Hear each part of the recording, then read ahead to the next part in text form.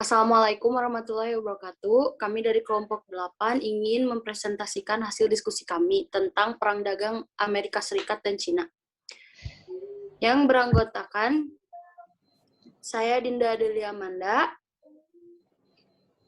Saya Ahmad Angga Julianto. Saya Ibnu Esa Wardana. Saya Nadira Elia. Saya Nizar Maulana. perang dagang. Perang dagang adalah konflik ekonomi yang terjadi ketika suatu negara memberlakukan atau meningkatkan tarif atau hambatan perdagangan lainnya sebagai balasan terhadap hambatan perdagangan yang ditetapkan oleh pihak yang lain. Perang dagang diakibatkan oleh kebijakan proteksionisme yang biasanya diberlakukan oleh suatu negara untuk melindungi produsen lokal, untuk mengembalikan lapangan pekerjaan dari luar negeri, atau akibat persepsi bahwa praktik dagang negara lain itu tidak adil dan perlu diseimbangi dengan tarif. Amerika Serikat versus Cina. Perang dagang bermula karena Trump kesal dengan neraca perdagangan negaranya yang selalu tercatat defisit dengan Cina. Untuk itu, ia memilih langkah proteksionisme untuk memperbaiki negara perdagangan Amerika Serikat. Trump memutuskan untuk menaikkan bea masuk impor panel surya dan mesin cuci yang masing-masing menjadi 30% dan 20%.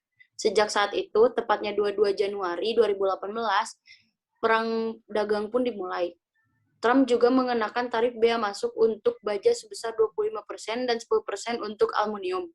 Tak tinggal diam, Cina ikut menaikkan tarif produk daging babi dan scrap aluminium mencapai 25% dan Beijing memperlakukan tarif 15% untuk 120 komoditas Amerika Serikat.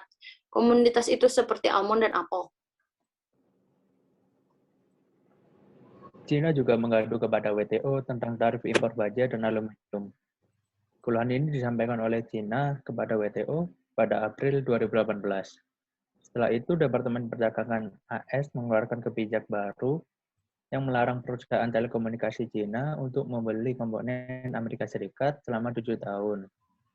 Dengan berbagai kebijakan ini, Cina dan Amerika Serikat pun akhirnya mengadakan pertemuan untuk membicarakan perang dagang ini di Beijing pada Mei 2018. Namun pertemuan itu tidak menghasilkan jalan keluar yang terbaik untuk Amerika Serikat dan Cina.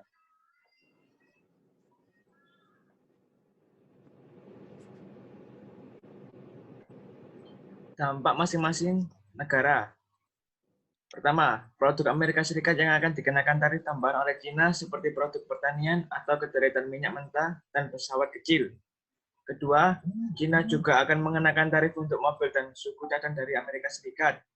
Ketiga, potensi melambatnya ekonomi di masing-masing negara, terhambatnya proses produksi dan perusahaan masing-masing negara.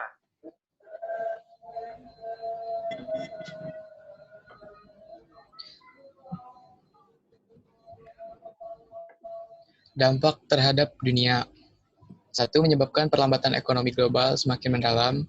Kedua, permintaan global juga akan turun dan mengakibatkan volume dan harga barang-barang yang diperdagangkan secara global tertahan di level rendah. Ketiga, negara-negara lain berkesempatan untuk menjadi pemasok atau pengekspor produk ke Amerika Serikat ataupun Cina. Seperti penjualan Taiwan yang meningkat menjadi 4,2 miliar US dollar dari ekspor mesin kantor ke Amerika Serikat dan ekspor kedelai Brazil ke Cina yang meningkat menjadi 50,93 juta ton kedelai.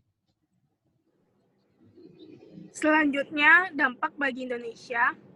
Yang pertama adalah eskalasi perang dagang akan mempersulit Indonesia mendorong ekspor. Yang kedua, perang dagang yang terjadi itu dapat makin mempersulit Indonesia untuk melakukan ekspor. Sebab ketika perang dagang terjadi, negara itu akan mengurangi produksi yang berdampak ke Indonesia selaku eksportir bahan bakunya. Yang ketiga adalah pembatasan impor produk baja dan aluminium dari Cina oleh Amerika Serikat mendorong Cina untuk mencari pasar lain. Artinya, Cina akan meningkatkan penjualan baja dan aluminium ke beberapa negara lain termasuk Indonesia. Jadi,